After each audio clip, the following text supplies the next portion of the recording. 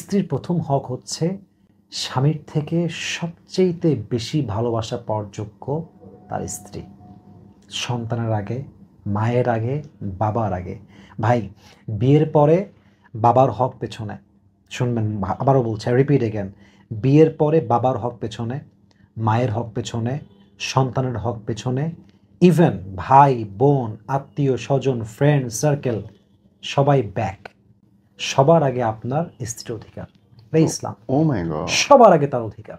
আবার বলেন, কি শুনালেন আপনি এটা? হ্যাঁ, এটা বাস্তব। বিয়ের পরে আপনার মায়ের হক পেছনে, হ্যাঁ। বাবার হক পেছনে, আপনার বোনের হক পেছনে, ভাইয়ের হক পেছনে, বন্ধুর হক পেছনে, আত্মীয়দের হক পেছনে, সবার আগে যার প্রায়োরিটি লিস্টে, আপনার সবার আগে যার নাম থাকবে আপনার লিস্টে, সে হচ্ছে আপনার ওয়াইফ।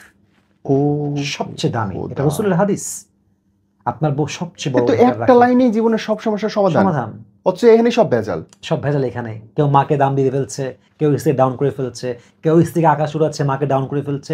আপনাকে ব্যালেন্স রাখতে হবে এবং মাথায় রাখতে হবে যে আমার বউটা আমার কাছে প্রথমে সবকিছু। ব্যাস, তারপরে অন্য সবাইকে দেখছি। তারপর আমি সবাইকে কারোর সঙ্গে দেখছি, ইনজাস্টিস কারোর করব না, মাইনাস করতেছি না। কাউকে ইনজাস্টিস করব না। I'm not making justice. Right, I'm just trying to establish the justice. Right. Because the prophet says your wife is front and everyone Okay. is back. Okay, so done. আর তো কোনো কথা হইতে পারে না। আমার বউকে নিয়ে আমি সবার আগে থাকবো, এটা আমার জরুরি। স্ত্রীর প্রথম